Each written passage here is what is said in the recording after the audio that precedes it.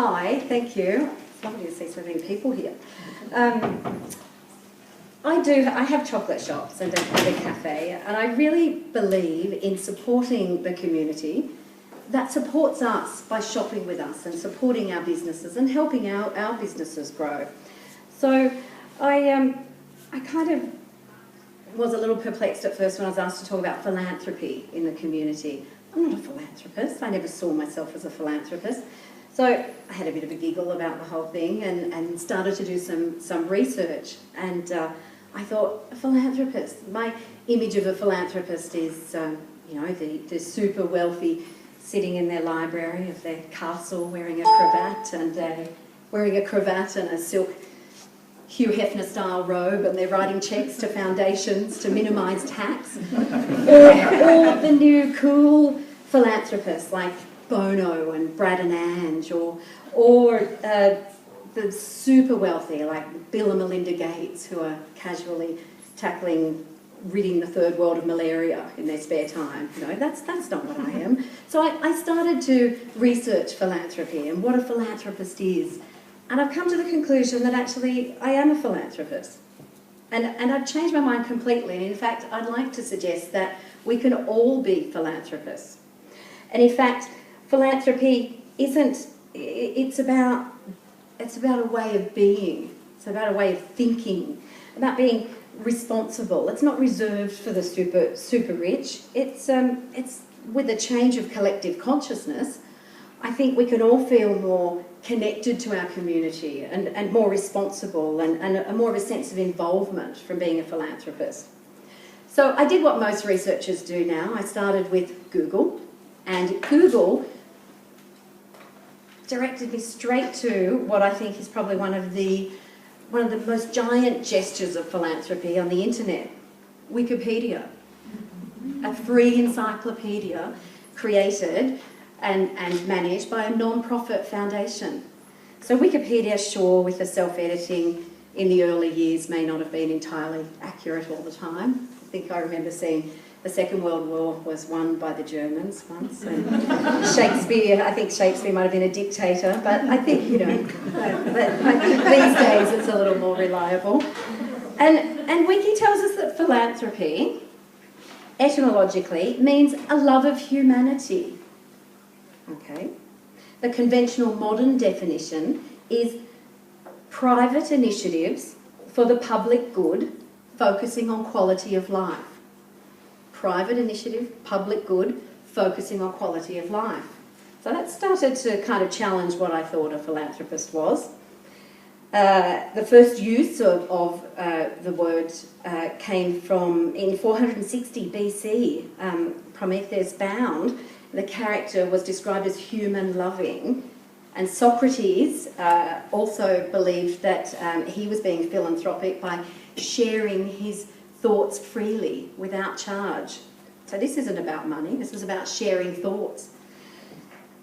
So conventionally it's defined as private initiatives for public good, focusing on quality of life, with a difference from charity, which Wikipedia suggests, and whilst there's some overlap, Wikipedia suggests that charity looks at relieving the pain of social problems, whilst philanthropy tries to solve those problems at their root causes. As Wiki describes it, give a man a fish or teach a man to fish.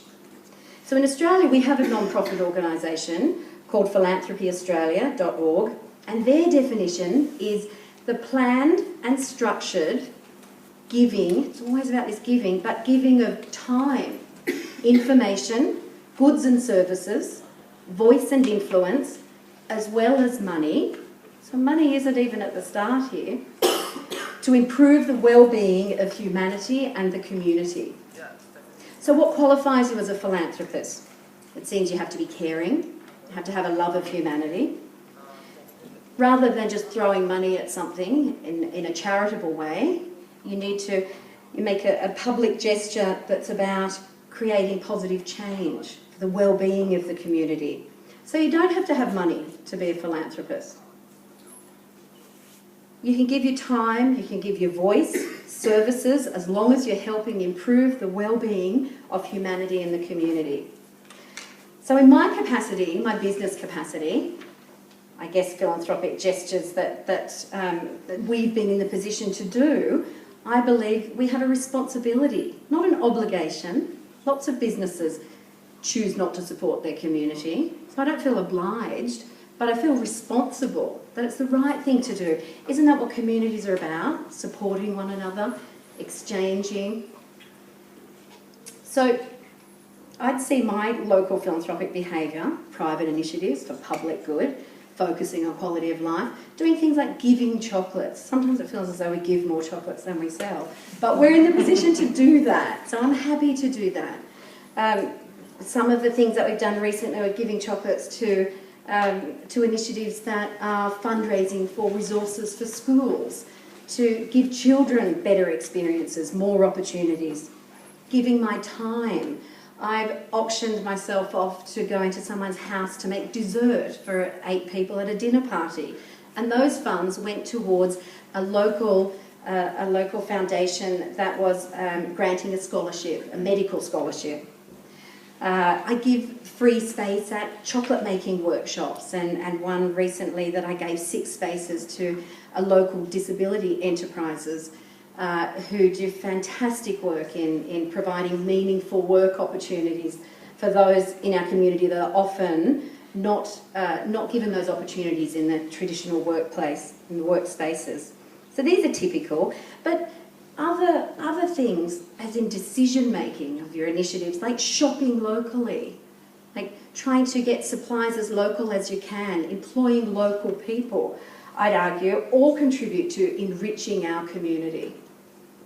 Feeling more of a sense of connection and are a philanthropic way of thinking. So whilst these examples of philanthropy are in a local area, what about globally? We make decisions every day that can impact globally.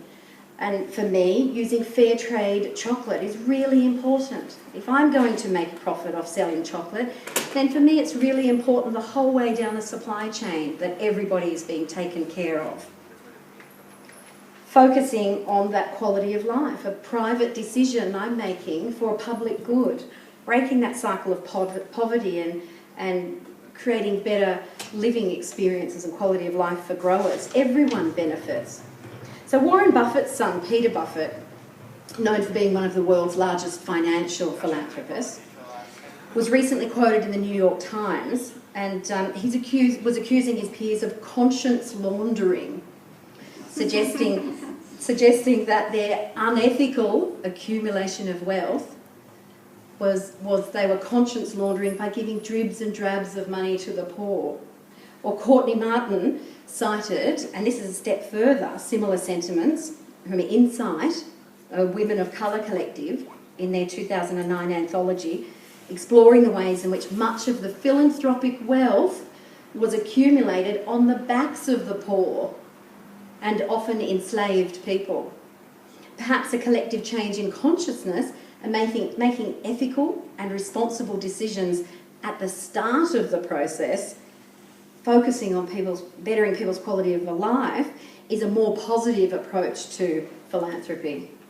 So Martin argues also that the typical philanthropist and the real poor never collide, that they sit in a boardroom making decisions about where funds are going to be distributed, with a whole lot of people who have strikingly similar morals. They have had the same experiences. They're drawing from the same pool of experiences. And she suggested that then those same wells of solutions, because they've had the same experience and segregated lives from those who they're suggesting that they help and making decisions for, that it makes them make stupid decisions about the range of systematic solutions that are available. I don't understand. And this was highlighted during a recent trip that I was fortunate enough to be part of to Ghana in Africa, and we were visiting cacao plantations. And we were visiting a school, and we made a collective decision we wanted to do something positive for the school. And a lot of the suggestions were, some of the suggestions were computers. We should buy the kids computers. And I thought, isn't it best to wait until we meet the kids and we see the school? And when we arrived, there were 100 children at this school, with one toilet. And when we talked to them about how they best saw that money spent, they all agreed that they would like 4 toilets, please, not computers. You know, our worlds collided and we were going to make a stupid decision without understanding. So it's not just about giving, but it's about giving effectively. So what about the individual person? So I'm talking about, you know, from a business perspective, philanthropy being a way of thinking and making decisions that will enrich our community, not being the exclusive domain of the financial wealthy. And with a change of consciousness, we're all able to make some philanthropic decisions and gestures in our life. If you're fortunate enough to be able to give cash, there's places like philanthropyaustralia.org that can help you make more informed decisions about where your money can be most distributed most effectively. But here's a suggestion. This is another angle. If we want more philanthropists in the future, we need to do something about making sure our children come through in a way that they can learn to be philanthropists.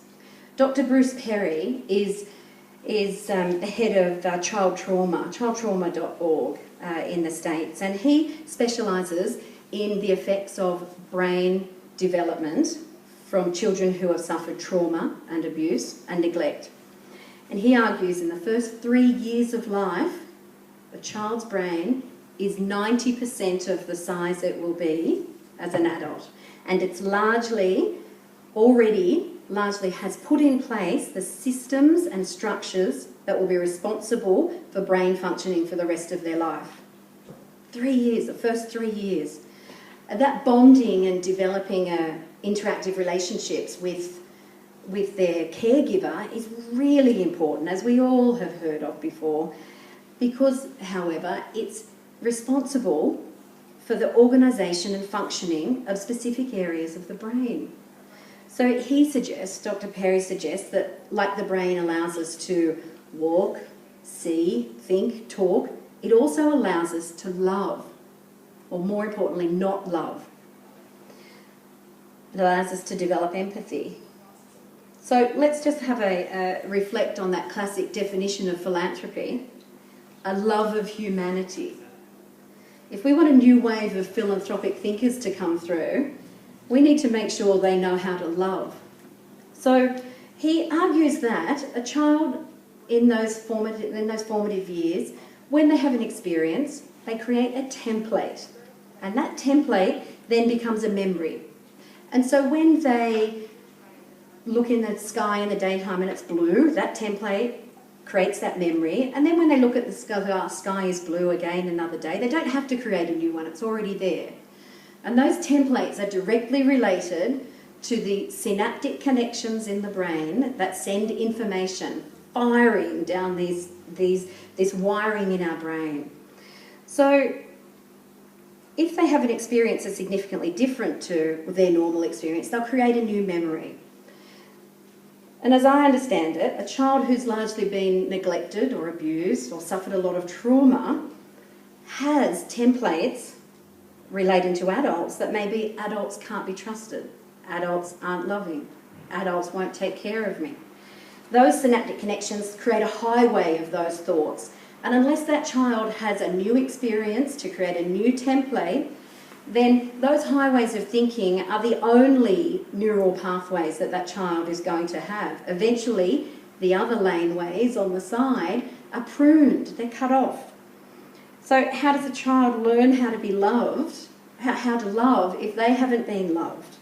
So here's where our new wave of philanthropic behaviour can come in. What if you start smiling at more babies? What if you start having more positive interactions with and in front of children? And so children can start to create a template of adults are kind, adults can be trusted, adults are loving.